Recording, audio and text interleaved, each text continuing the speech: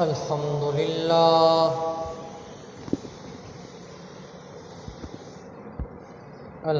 لله وكفى والصلاة والسلام على من لا نبي بعد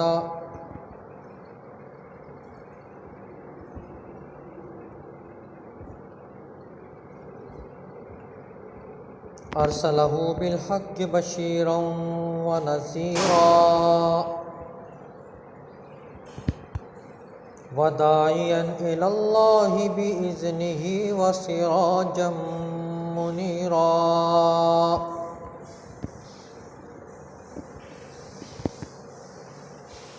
أما بعد فأعوذ بالله من الشيطان الرجيم. بسم الله الرحمن الرحيم.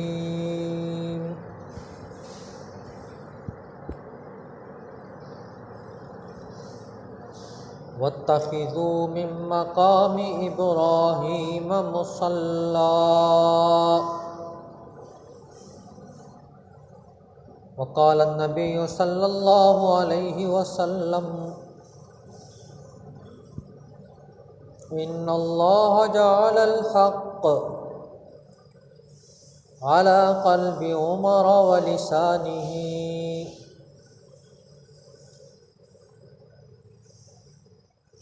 آمنت بالله صدق الله العظيم.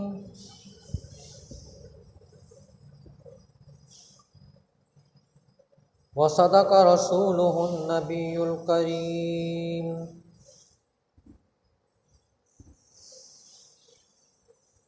ونحن على ذلك لمن الشاهدين والشاكرين. والحمد لله رب العالمين.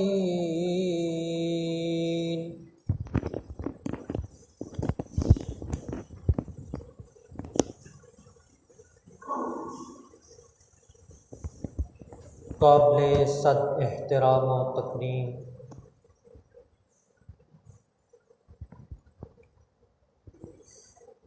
میرے واجب الاحترام دوستوں، بزرگوں،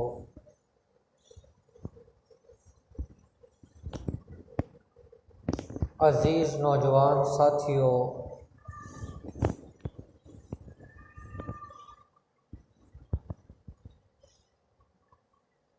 جیسا کہ میں نے پچھلے جمعے کو آپ حضرات کے سامنے یہ بات پیش کی تھی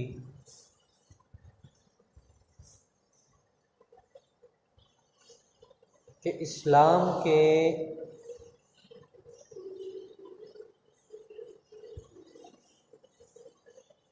مہینے جتنے بھی ہیں 12 کے 12، ان میں 360 دن ہیں، اور ہر دن کوئی نہ کوئی عظیم شخصیت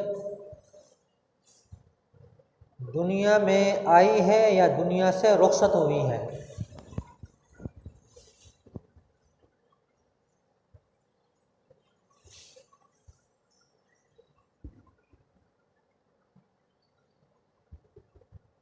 اور ہر شخصیت کے تہوار پر چھٹی منائی جائے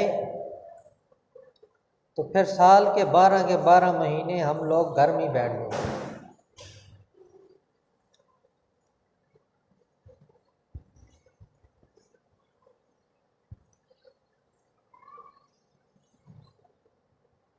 لیکن چند شخصیات ایسی ہیں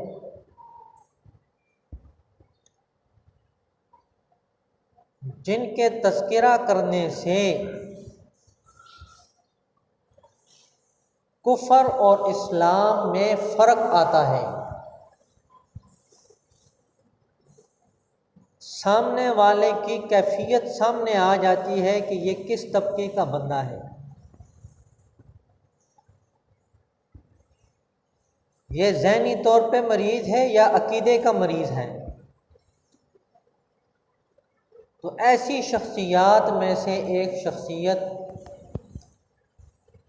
سیدنا عمر فاروق رضی اللہ تعالیٰ عنہ ہیں، جن کے اسلام لانے کا واقعہ پچھلے جمعے پہ آپ حضرات کے سامنے بیان کیا گیا۔ سیدنا عمر رضی اللہ تعالیٰ عنہ کے بے شمار ایسے کارنامے ہیں جو اس دور میں ہم اس کے اوپر چل رہے ہیں۔ یہ بیت المال کا عنوان کس نے مقرر کیا؟ سب سے پہلے سیدنا عمر رضی اللہ تعالیٰ عنہ نے بیت المال کو مقرر کیا، اس کے لیے عمارت بنائی، گھوڑوں پہ سوار ہو کر سب سے پہلے جس شخصیت نے لوگوں سے زکوٰۃ وصول کروائی ہے وہ حضرت عمر رضی اللہ تعالیٰ عنہ۔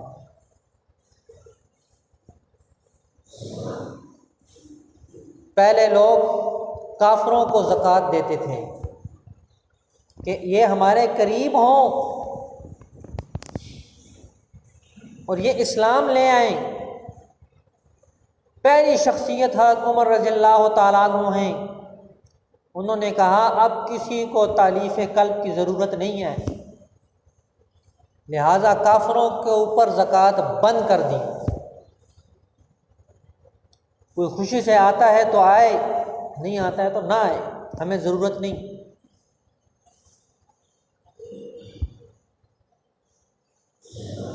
فوج کا نظام، پولیس کا نظام قائم کرنے والی شخصیت سب سے پہلے سیدنا عمر رضی اللہ تعالیٰ عنہ ہیں۔ جیل بنوایا، قید خانے بنوائے سیدنا عمر رضی اللہ تعالیٰ عنہ نے، اور کہا اس میں چور، ڈکیت، ظالم، بدماش لوگ گرفتار ہوں گے۔ آج انہی جیلوں میں علماء اکرام ہوتے ہیں، شریف لوگ ہوتے ہیں، بدماشوں کو پوچھتے ہی نہیں۔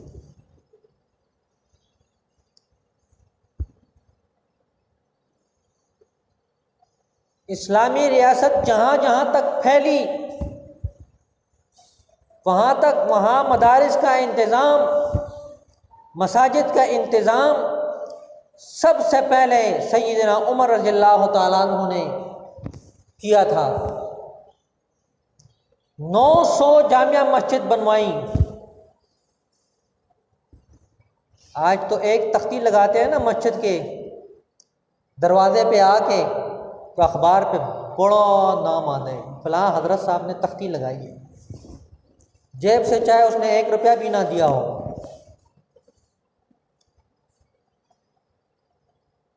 900 جامع مسجد بنوائیں حضرت عمر رضی اللہ تعالیٰ عنہ نے، اور 2400 مساجد عام مسجدیں بنائیں، اور ان میں ائمہ اکرام اور خطباء کا انتظام کیا، اور ان کی تنخواہ سرکاری خزانے سے مقرر کی، حکومت کی طرف سے تنخواہ ملتی تھی۔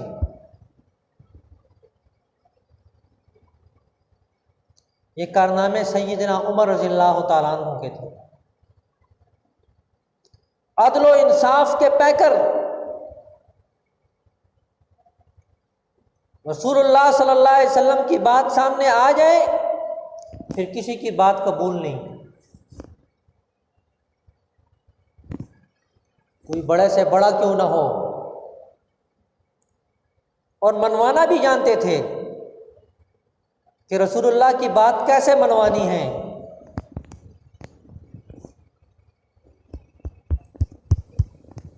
ایک مسلمان اور ایک یہودی کی آپس میں چک پلش ہوئی کسی بات پہ۔ یہودی نے کہا کہ ہم مسلمانوں کے پیغمبر کے پاس جاتے ہیں اور مسلمان کہتا تھا نہیں، کعب بن اشرف یہودی جو ہے اس کے پاس جاتے ہیں۔ اس نے کہا تو عجیب مسلمان ہے، میں اپنے بندے کو چھوڑ کے تمہارے پیغمبر کے پاس جا رہا ہوں، تجھے تو خوشی ہونی چاہیے، تو کیوں اس کی طرف جاتا ہے؟ اس نے تانا دیا، کیسا مسلمان ہے؟ تو یہ شرم و بے شرمی نبی کریم صلی اللہ علیہ وسلم کے پاس چلا گیا۔ آپ صلی اللہ علیہ وسلم نے بات سنی دونوں کی، فیصلہ یہودی کے حق میں کر دیا۔ اس نے سوچا حضرت عمر رضی اللہ تعالیٰ عنہ جذباتی آدمی ہے، جیسے یہودی کو دیکھیں گے بڑک اٹھیں گے، فیصلہ میرے حق میں ہو جائے گا، میں اس کو دبا لوں گا۔ لیکن اسے خبر نہیں تھی کہ عمر بڑی شان والا ہے،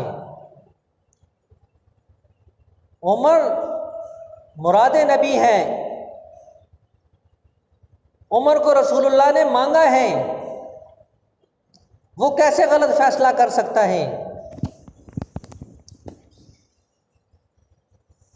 جب دستک دی، حضرت عمر رضی اللہ تعالیٰ عنہ گھر سے باہر آئے، پوچھا کیا بات ہے؟ مسلمان آگے ہو گیا، یہ مسئلہ ہے، اس لیے ہم آپ کے پاس آئے ہیں۔ یہ تو عدل اور انصاف کا پیکر تھا، یہ یہودی کی طرف مخاطب ہوئے کہ کیا بات ہے تم بتاؤ۔ اس نے کہا جی بات بتانے سے پہلے یہ بات سنیں کہ ہم آپ کے نبی کے پاس سے ہو کے آ رہے ہیں۔ اب جب نبی کا نام آ جائے پھر عمر کیسے فیصلہ کر سکتا ہے؟ حضرت عمر رضی اللہ تعالیٰ عنہ نے فرمایا کہ میرے آقا نے کیا فیصلہ کیا ہے؟ تو یہودی نے کہا کہ انہوں نے میرے حق میں فیصلہ کر دیا ہے۔ مسلمان سے پوچھا میرے پاس کیوں آئے ہو؟ کہا تصفیہ کرانے آئے ہیں۔ ایک منٹ صبر کرو، تمہارا میں تصفیہ کرتا ہوں، ادھر کھڑے ہو جاؤ۔ اندر گئے، تلوار لائی اور اس کی گردن کو اتار دیا اور کہا جو اللہ اور اس کے رسول کا فیصلہ نہیں مانے، عمر کا فیصلہ یہ ہے کہ اس کی گردن اس کے دھڑ سے جدا ہو جائے، جاؤ جہنم میں۔ ادھر تمام منافقین نے شور ڈال دیا کہ دیکھو مسلمان کو قتل کر دیا، کلمہ گو کو قتل کر دیا۔ اب رسول اللہ صلی اللہ علیہ وسلم بڑے پریشان، اب کیا کریں؟ حضرت عمر رضی اللہ تعالیٰ عنہ سے رسول اللہ صلی اللہ علیہ وسلم نے کہا ہوگا کہ تو صبر کر لیتا، کون سی بڑی بات تھی؟ لیکن عمر ہے۔ اب جب مصیبت کا وقت آیا تو اللہ نے آیات نازل فرما دی۔ اللہ نے بھی فرمایا کہ میرا فیصلہ عمر کے ساتھ ہے، جو اللہ اور اس کے رسول کو بات تسلیم نہیں کرتا، ان کے فیصلے کو تسلیم نہیں کرتا،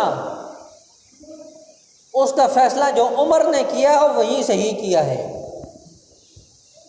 فَلَا وَرَبِّكَ لَا يُؤْمِنُونَ حَتَّى يُحَكِّمُوكَ فِيمَا شَجَرَ بَيْنَهُمْ ثُمَّ لَا يَجِدُوا فِي أَنفُسِهِمْ حَرَجًا مِّمَّا قَضَيْتَ وَيُسَلِّمُوا تَسْلِيمًا۔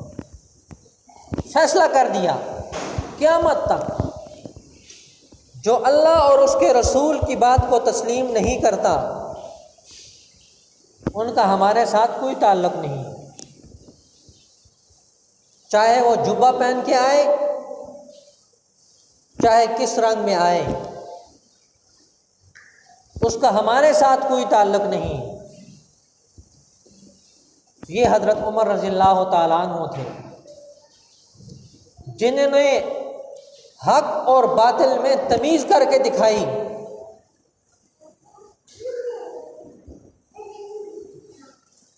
اور اسی لیے ان کا لقب بنا فاروق، فیصلہ کرنے والے۔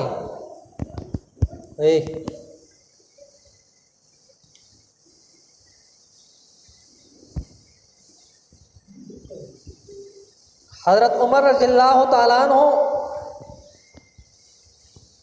لوگوں کی خدمت بھی کیا کرتے تھے،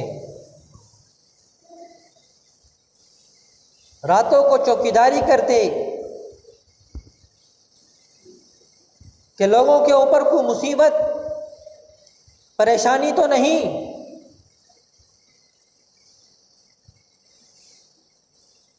ایک دفعہ حضرت عمر رضی اللہ تعالیٰ عنہ ایک جگہ سے گزر رہے تھے، ایک خیمہ لگا ہوا ہے، باہر ایک آدمی بیٹھا ہوا ہے اور اندر سے کراہنے کی آوازیں آ رہی ہیں۔ حضرت عمر رضی اللہ تعالیٰ عنہ اس بندے کے پاس جاتے ہیں، پوچھتے ہیں کیا بات ہے؟ کہا ایک مسافر ہوں، شہر میں آ رہا ہوں۔ تو کہا اندر تکلیف میں ہے کوئی، کیا بات ہے؟ اس نے کہا جاؤ کام کرو اپنا، منہ اٹھا کے آ جاتے ہو۔ اس نے کہا نہیں بتاؤ، اندر تکلیف میں ہے۔ کہا جی میری گھر والی ہے، جو امید سے تھی اب وقت پورا ہو چکا ہے۔ حضرت عمر رضی اللہ تعالیٰ عنہ نے پوچھا ساتھ کوئی خاتون ہے؟ اس نے کہا نہیں، اکیلی ہے۔ حضرت عمر رضی اللہ تعالیٰ عنہ پلٹتے ہیں، گھر میں آ کر اپنی بیوی سے کہتے ہیں کہ خدمت کا بہت اچھا موقع ہے، آپ کو میرے ساتھ جانا ہوگا۔ وہ بھی حضرت علی کی بیٹی تھی، ام کلثوم رضی اللہ تعالیٰ عنہ۔ انہوں نے کہا میں تیار ہوں، سامان اٹھایا اور چل دیے۔ آج کوئی تصور کر سکتا ہے کہ وقت کا بادشاہ ہو اور وہ آدھی رات کو اپنی رعایا کی خدمت کے لیے آ جائے؟ تو بڑوں کی بات ہے، محلے کا کونسلر بھی یہ کام نہیں کر سکتا۔ وہ جب دعا کرتے ہیں تو کہتے ہیں ہمیں عمر جیسا منصف حکمران عطا فرما۔ یہ مشکل ہے، عمر ہم جیسوں کو نہیں ملتا،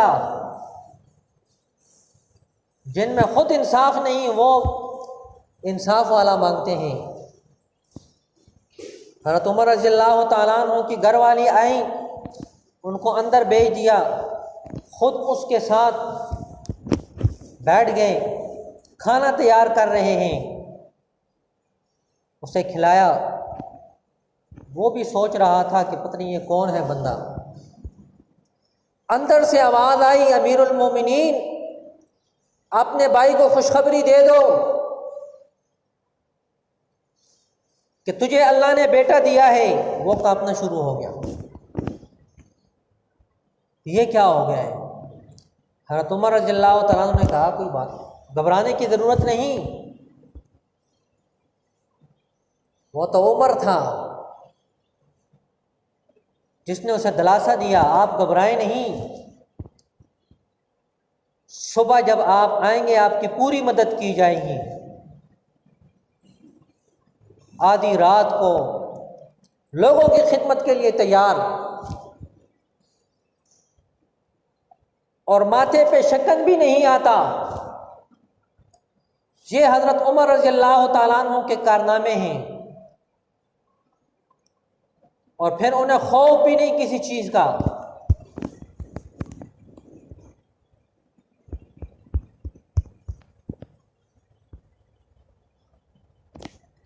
سنسان آبادی ہے، جنگل ہے، ایک درخت کے نیچے پتھر رکھ کے سوئے ہوئے ہیں، کسی کی ہمت نہیں قریب آ جائے۔ اتنا رعب اللہ نے ان کے چہرے میں رکھا تھا۔ کیسر و کسریٰ سے جاسوس آتا ہے کہ دیکھو جا کے کہ کون ہے، کتنا بڑا محل ہوگا اس کا۔ اس نے پوچھا ایک شخص سے، عمر کا محل کہاں ہے؟ انہوں نے کہا اس کا محل کوئی نہیں ہے، ایک کچی سی جھونپڑی ہے، ان میں رہتے ہیں، ابھی نکل کے گئے ہیں مسجد سے۔ کدھر گئے ہیں؟ کہا اس طرف گئے ہیں جنگل میں، وہاں آپ کو ملے گا۔ وہ شخص جاتا ہے، دیکھتا ہے تو ایک ٹوٹی ہوئی اینٹ ہے، اس پر حضرت عمر کا سر ہے اور سوئے ہوئے۔ وہ قریب آیا تو اس کو دہشت آ گئی، کانپنا شروع ہو گیا۔ حضرت عمر رضی اللہ تعالیٰ عنہ نے آنکھیں کھولی، اٹھ کے بیٹھ گئے، کہنے لگا ایسا سچا انسان دنیا میں ہو تو اس سے ہمارے بادشاہ نہ ڈرے تو کون ڈرے۔ یہ حضرت عمر رضی اللہ تعالیٰ عنہ تھے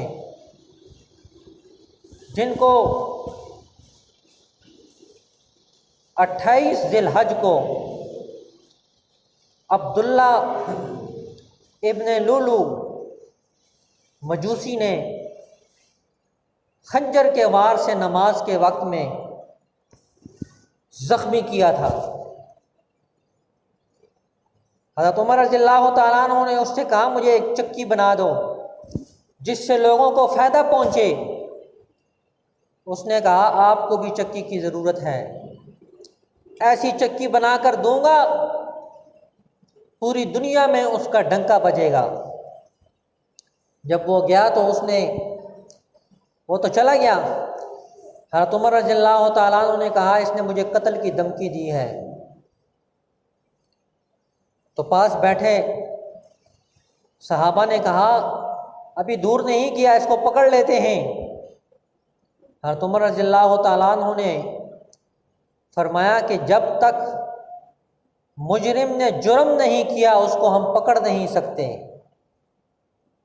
یہاں شک کی بنیاد پہ اٹھا کے لے جاتے ہیں، شک کی بنیاد پر اٹھا کے لے جاتے ہیں اور تشدد کرتے ہیں۔ حضرت عمر فرما رہے ہیں جب تک مجرم نے جرم نہیں کیا اس کو گرفتار نہیں کیا جا سکتا۔ علل اعلان وہ دھمکی دے رہا ہے۔ حضرت عمر رضی اللہ تعالیٰ عنہ نماز پڑھا رہے تھے، اس نے پیچھے سے وار کیا اور پھر صف میں سے بھاگنے کی کوشش کی۔ وہ صفیں بھی اتنی مضبوط تھیں کہ وہ کافر بھاگ نہ سکا، ادھر ہی خنجر مارا اور مردار ہو گیا۔ حضرت عمر رضی اللہ تعالیٰ عنہ نے اشارہ کیا دوسرے صحابی کو نماز مکمل کرو۔ نماز کے بعد اٹھا کے لایا گیا، دودھ پلایا، وہ زخموں کے ذریعے سے باہر آ گیا۔ حضرت عمر رضی اللہ تعالیٰ عنہ نے فرمایا کہ اب میرے موت کا وقت قریب آ گیا ہے۔ 6 ساتھی مقرر کیے مجلس شورا کہ آپ اپنا امیر مقرر کر لیں اور میرے بیٹے کو مشورے میں شامل کرنا، لیکن شورا کا ممبر نہ بنانا۔ اپنے بیٹے کو دور رکھا۔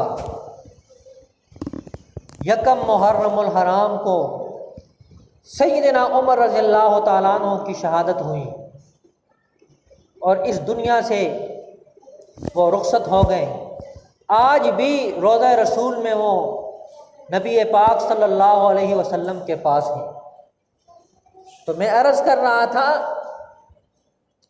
کہ 360 دنوں میں کوئی دن ایسا نہیں جس میں کوئی عظیم شخصیت دنیا میں آئی ہو یا دنیا سے رخصت ہوئی ہو، لیکن چند ایسی شخصیات ہیں جن کے تذکرہ کرنے سے ہمیں معلوم ہو جاتا ہے، ان کا تذکرہ سننے سے کافر کا رنگ اڑ جاتا ہے اور مسلمان خوش ہوتے ہیں۔ تو ان میں سے ایک شخصیت سیدنا عمر رضی اللہ تعالیٰ عنہ کی ہے۔ دعا ہے کہ اللہ رب العزت مجھے بھی اور آپ کو بھی صحابہ اکرام رضوان اللہ علیہم اجمعین کے نقش قدم پر چلنے کی توفیق عطا فرمائے۔ ما علینا الا البلاغ۔